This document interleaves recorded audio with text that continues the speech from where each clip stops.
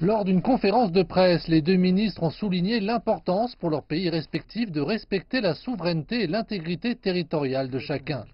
Ils ont dit être prêts à renforcer leurs relations stratégiques en se basant sur cette entente mutuelle.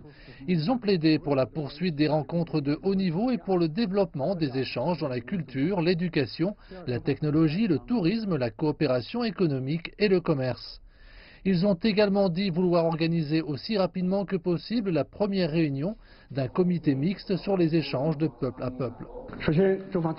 La Chine apprécie le fait que la Mongolie a réaffirmé sa volonté d'adhérer clairement à la politique d'une seule Chine, ainsi que son respect pour les intérêts fondamentaux et les graves préoccupations de notre pays en ce qui concerne le Tibet, le Xinjiang et Taïwan.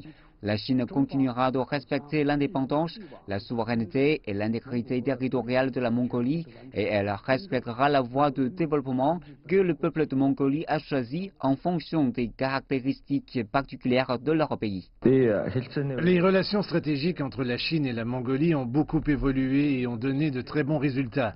Le 19e congrès national du Parti communiste chinois a tracé les grandes lignes du développement futur de la Chine et s'est donné comme objectif de promouvoir une communauté d'avenir partagée par l'humanité.